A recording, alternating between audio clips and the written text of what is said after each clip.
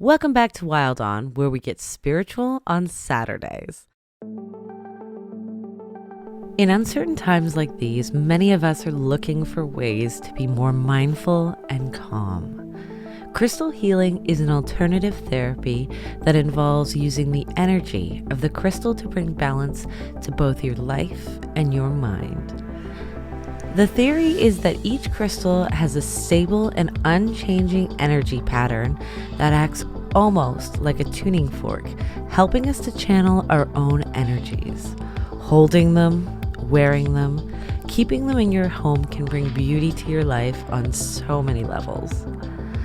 Whether it's mind over matter or metaphysical magic, there is no denying crystal's ability to remind us of what is important.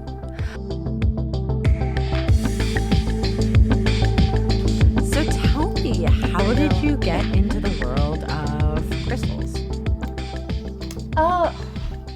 Honestly, I've been into them for a while. Like when I was a little kid, I liked like funky looking rocks and stuff like that. Didn't even realize where some of them were like crystals. And then when I started getting into like meditation and stuff like that to try and like work with my anxiety, I went into one of those metaphysical shops to try and find a singing bowl. Okay. And like I just kind of went wild. I was like, oh, and now I need a book about this. And I started getting like a little kit. And then like I just kept going back and getting more and more and wanting to learn like more and more stuff about it. And then I started making like bracelets so I could carry more around at a time. And then I just kind of, that's how my shop started, was with the bracelet obsession. Just, I was like, I may as well make them myself. Oh, so you make all your bracelets? Yes. Oh, that's very cool. And what about, so all the crystals that you source, like how do you even go about doing that? Oh my God, that was probably the hardest part of starting this business. Yeah. Like at first I like lucked out because I was looking for beads, right? And then some of my bead sellers like sold crystals and I was like, okay, well, I know all like your beads are really good. Like you're very, like they all have like legit sources and stuff like that. And Right. so yeah, but it was hard to find places because, like, especially once you start a shop, like, people just start messaging you, and you're like, okay, who are you? Like, are you, like, a legitimate seller? Like, people will, like, hound you, like, oh, do you want to sell my crystals? Do you want to sell my crystals? And I'm like, whoa, probably not if you're Wow. harassing me like this. So, yeah, I had to get, like, a book and figure out where like certain crystals were even from, right? Because like I know obviously like amethyst, like Ontario's huge for amethyst, Yeah. and Brazil, places like that. So obviously like I tried to find sellers in those areas, like literally like Googling amethyst from Brazil and like wholesale, like just see what I could find, and like just talking to people too, like having conversations with them, you can kind of like get the vibe on like who's legitimate or not. And some people like even send you videos of them mining stuff, Really? which I find is like so cool to like post videos and send them to us about like them like out there getting the things and like the shipments that come in before they carve them into stuff. So you see that they're coming from like huge pieces of things. So Wow. that's one of like my favorite parts, is like seeing all their raw stuff before they do anything to it. I'm like, oh my God, I want to hold a crystal that big. That's so cool. So Now, big. have you done any mining? Because I've seen some of those. No, not Oh my yet. God. Because I think the closest I one, want to go so yeah, bad. I think there's one near It's Sauble. like Bancroft. Bancroft, yes. Bancroft, yeah. That's like a 3 hour So yeah, haul. Bancroft has a lot. Yeah, and then North Bay too is like huge for amethyst, so that's like Really? 12, 16 hour drive. Sorry, Or Amethyst. Thunder Bay? Yeah, I always get them Yeah. confused too. One of the far one. I Yeah, the further one. Which I think is Thunder Bay for some reason. North Bay isn't further than I feel like, I don't know, I always mix that up, I but always mix it up. I'm with not you. geography is not my strong suit. No, me neither. Now, So has right your there. crystal store, has that, is that like your side hustle? Is that become your full time gig? Right now it's a side thing, but like I'm trying to spend more time into it because I'd really like to do that more. I do still do like photography on the side, Okay. and that's also like a, but during COVID, like I couldn't do that. So it was like weird not having a little project all the time. So I Right. needed to find something to do. That's how like my bracelet making started, because I was like, well, I can't go anywhere and buy them. I may as well like, Absolutely. try and make them myself. which ended up being more financially beneficial for me. It's a lot cheaper to make your bracelets than it is to go buy them. 100%. And it's nice, like, when I get good deals on things, like, I get to share them with my friends, and people are like, oh, yeah, this is so much cheaper than I'm like, I don't care. Like, I just want to, like, not that I'm not making profit, but I like to make sure everybody can have feasible crystals. Yeah, for sure. It's nice. I think it's cool too because you know yourself, when you walk into a metaphysical store, it can be quite an intimidating experience. It's there's so much. You know, you have your crystals, your tarot, your candles, your witchcraft. There's and every store is different. Like you have like your divination stores, and you have your stores that like specifically deal with crystals. And the people that work in those shops, you know, they can kind of be like spiritual snobs.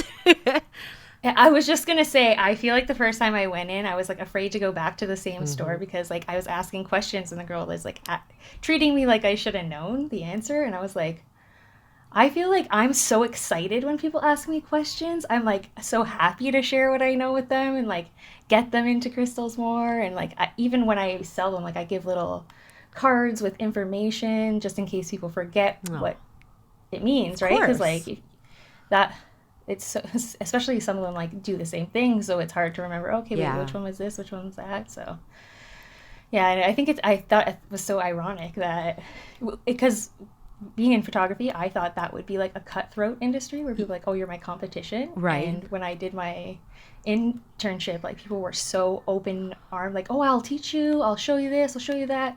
Yeah, no problem. Like, and I thought it was like so weird because I was like, oh, okay, I did not expect that at all. So when I started learning more about like crystal stuff and like, you know, because you think that's people are more grounded and spiritual and like they want to connect to other people, that kind of thing, you know, like are happier people. And I was like, okay, I was very taken back. I was like, that was not the experience I expected. Yeah. So that was another reason like I kind of wanted to have my own shop, because I was like, I don't want people to feel like silly when they go into these places, or like not ashamed, but like not like they don't know what they're doing, like just want to leave, you know? Yeah. Like, welcome to be part of the community. We want to teach you stuff. Right. It's true. Especially because they have like classes and stuff there, so you'd think they'd want to like drive business open more welcomely. It's really it is a strange thing. Like I remember when I was a teenager walking into my first like witch shop, and it was not, I was so drawn to it. Like I've always been so drawn to the occult, and I just wanted to be immersed in it and learn. And like at that time, like I'm trying to think, when we were like 13, 14, the internet was just coming of age. Like shops weren't a thing online. Like you found shops by driving by or walking by. And the snobbery was unbelievable. It was like, okay, I was like this 12-year-old dorky girl who wasn't like a goth or anything. It's like you just watch the crafts and you just want to come in here and it's like you think it's a club or something. Right. And I'm like, no, dude, like I'm a lifer. Like I want to, this is me. Yeah. Like I feel at home here, and you're actually making me feel like an outcast in an outcast store. Like that's some fucked up shit. Yeah. I 100% agree. 100% agree. It's so weird. It's very ironic how that kind of environment can be sometimes. But then there's people who are like so great too. Like, oh, good. There's an apothecary store near me, and the lady is like amazing, and she like is happy to, even without asking, will tell you where everything's from, like her sage, like where she sources it, who she gets it from, what reserves she gets it from, and all that stuff. I was like, that's so cool. Like I think there's good people, and yes, for sure. Well, there's a store on Bloor Street West, Happy Soul. I don't know if you've ever heard of it. But, yes, I've been to that one before. They are so like Happy Soul. Like everyone is happy to be there, I find personally. It's true. But yeah, there's like and there's always so many people in there. It's never empty. Never. Even during COVID, when they opened their doors, there was like a line around like up Bloor Street. I couldn't believe it. But yeah, I think they're nice in there. Yeah, they're good people. Now, how many people would you say have been like friends and family members that were literally probably always interested in crystals and the metaphysical, that hadn't purchased them, that you've kind of like, I call it like booping them on the head, and you've like opened them to this world now? At least 10 for sure. Like immediate, like really close people. Like even my cousin now, she's just like addicted to labradorite, and she wants every piece I get. And I'm like, you never even bought it? She's like, it's just so beautiful. I want this one. Now I want that one. Like she'll get other crystals too, but like that's her favorite. That's and, awesome. yeah, a couple of my cousins got into them. My sister, she's into them now. Even my mom. Like my mom is sitting in the living room at my live sales buying things. I'm like, you're in the next room. You see this stuff before everybody. You could tell me you want it before I put it up here. She's like, well, I didn't see it in that light. I didn't see that angle of it. I'm like, you're so funny. That's so funny. That is adorable. And Marwin too. Like Marwin's pretty open-minded. Yeah, Marwin too. But yeah, she's like, she has I think she has amethyst and rose quartz. And she's got some fluorite. Yeah. She wanted some for her desk for working. Yeah. And I'm like, good for you, girl. Because she is not someone that would ever walk into a spiritual shop. Yeah, it's true. I couldn't, unless like maybe she was like with one of us. Maybe she would have done it. Yeah. So no, it would have been her choice at first. But maybe now. Yeah. It's so cool to see all the different stuff. So. That's true. Now, that's okay. Don't worry. I've got my niece upstairs, and the walls are very thin, and she's 13 months, and like you can hear her, like it booms through the house. So don't worry. This podcast is very real. Like you have to live your life at the same time. Awesome. What was your first like stone that you were really drawn to? Probably amethyst. Interesting. The purple, yeah, the purple. Thought it was so cool. And moonstone. Moonstone was another one. That was actually the first stone that I ever got that someone had given to me. That it was like my dad's cousin or something, and he's like he's very hippie kind of spiritual guy, and he's like, I want you to have one of these, and he like pulled them out of his pocket, and he had a bunch of different ones, and he gave me that one, and I was like, like just had it in my purse, and I took it everywhere, and like I didn't know why, and like even people were like, why do you have this rock in your purse? I was like, I don't know, but I don't want to take it out. That's awesome. I don't know. I didn't even know it was moonstone at the time either. Like I showed it to the lady in the crystal shop, and she's like, oh, that's moonstone, and I was like, oh, cool. And then the first one I bought for myself was like amethyst. Oh, okay. Because I'm a purple lover, so purple freak. I'm a little bit obsessed with purple. Yeah, my hair was purple for quite a while. Was it? A couple years there. Yeah, I just grew it out during COVID. So. Oh wow. I'm trying to decide what color to do next. Have you leaned any which way? Do you know which way you're gonna go? I think I'm gonna go red. Nice, like fire engine red. Yeah, or like dark red. Dark red, okay. Like burgundy, maybe. Yeah, rainbow moonstone. You need to do something different. Rainbow moonstone was actually my first stone. I'm actually wearing my ring right now. It's like I have a moonstone ring on too. Do you? Love it. It's a new moon tonight, girl. You gotta get ready. Yeah. Yep. So, what I wanted to know, do you do like, because everyone's treatments of crystals are so different. It can be like really ritualistic. Do you like cleanse your stones? Do you clean your stones, or do you let your stones like chill? And what is your process? I clean all my stones, especially even whenever I get stones into the house from somewhere, I clean them all right away. I clean everything before I give them to somebody else, just because like they sat in my house, they have my energy, or like whoever was in here.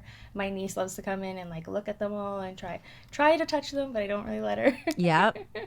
But so just I don't know. I feel strongly that like things carry energy for sure. Absolutely. So, especially if they're crystals I use a lot. Like if I use it every day, like I have a selenite plate. All the crystals I wear, they go on that every night before, just to like cleanse them. Just because they, especially if there's stuff that I want to use to like keep away negativity. Yeah. Like hold all that negativity, right? So for sure, you got to clear those too. But I don't know. I don't really put them out in the window and stuff because I'm like afraid of when the sun comes out, the discoloration of crystals and that kind of stuff. But yeah, I have a couple of different ways, but I love to use smoke and sound too. Like I use incense or like cinnamon or sage or whatever incense I have. Yep.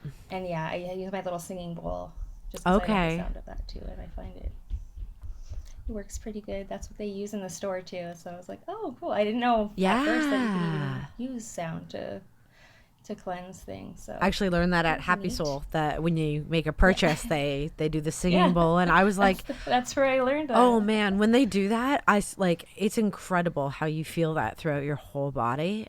It is really like, and I was like, maybe that's why I like metal music so much, because it was like high vibrations. You're like Yeah. going to a concert and that boom, boom, boom, boom feeling in your body. Like, that's actually a really you feel good so point. good after, right? That is like, a great point. I never thought of that. Your energy is like so high after you leave, that kind of thing. Even like it's 11 o'clock at night and you're walking home, but you like just are full of like life kind of thing. I don't know. I said that to my boyfriend last time. He's like, yeah. Okay. No, that's a really good point, because like if I'm really upset or like I just need, or if I have a headache, I put on the loudest, angriest music I can, and it's so calming. Mm-hmm. It must be that high vibration. So you're so right. I think so. You're fucking genius. Well, sound therapy is a thing. One of my friends, she does it in like Colorado or something, but I've never been able to go to one of her things because COVID. Colorado's pretty far. Colorado's far. Not that it wouldn't be fun to go there.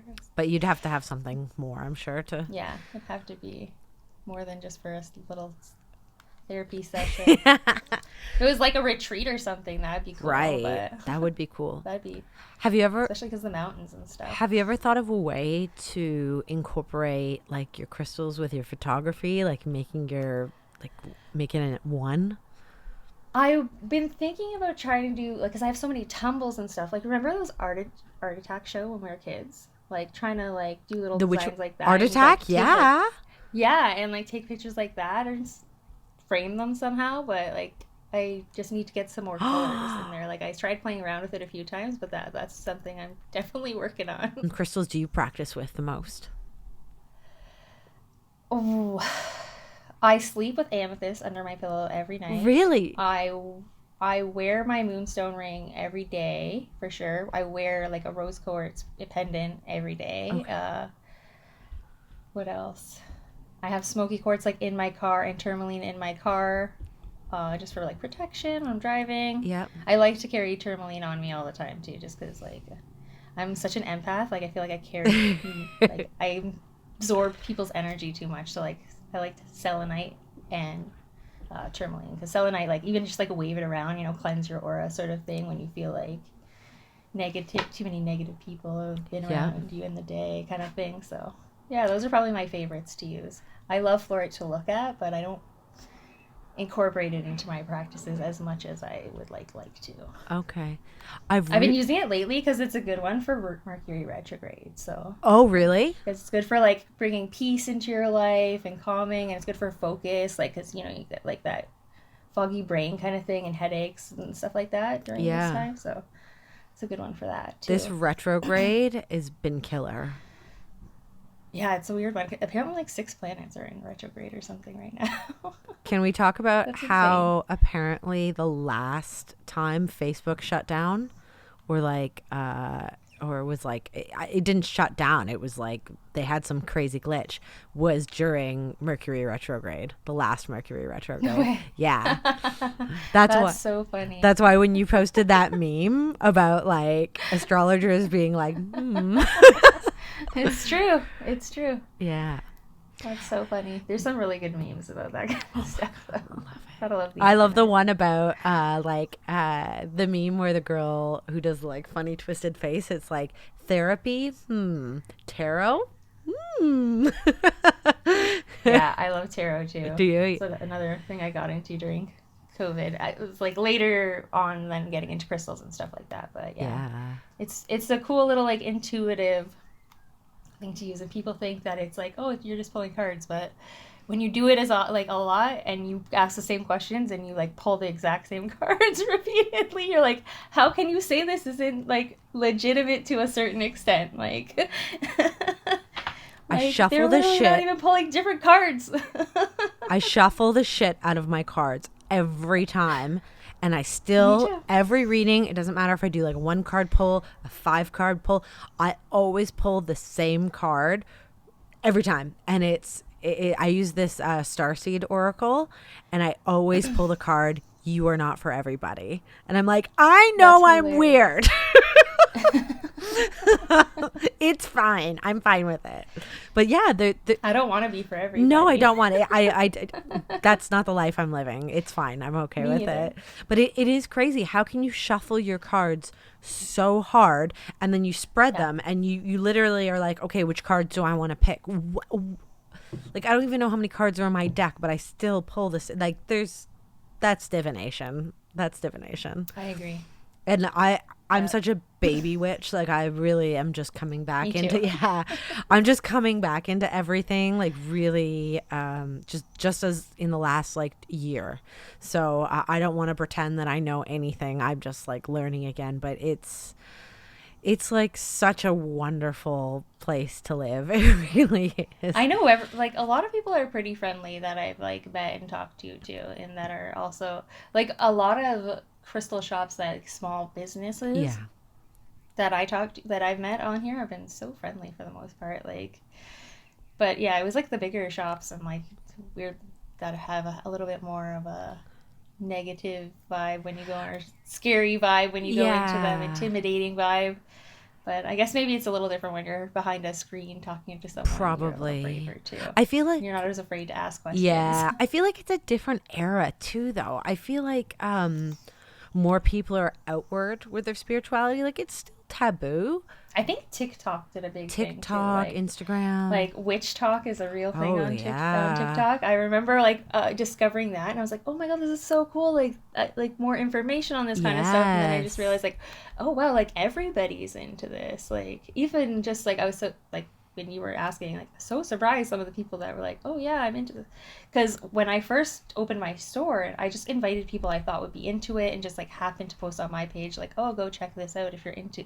And then people would come to pick up, and they're like, I didn't know it was you. And I was like, sorry.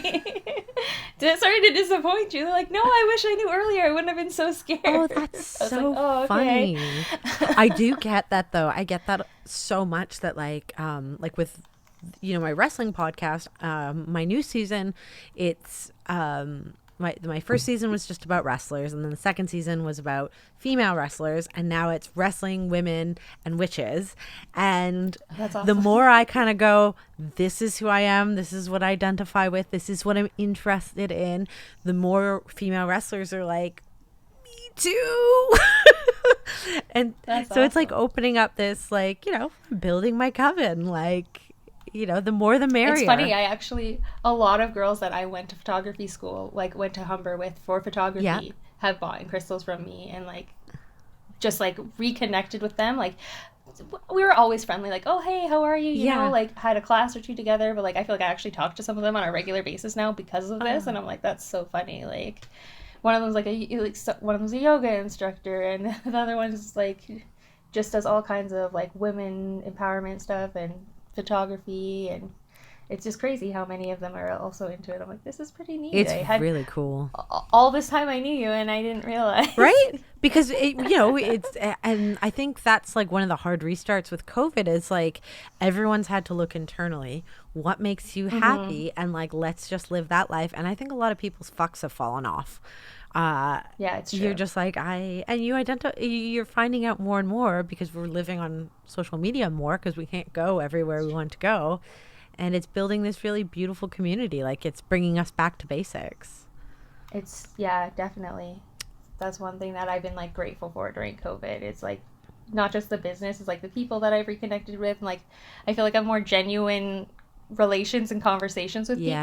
people than I did before, because like we're talking about like different things and cool ideas and just like more meaningful conversations than when like you were younger and it was like, oh, this person did that. Yeah, no, You know? way more We're just talking about like celebrities and just like things instead of, real stuff. ideas. Yeah. And, yeah. Well, I'm so proud of you, and I'm so happy that you're Thank living you. your truth and, doing something that speaks to you and you're really aligned with. I think that's amazing.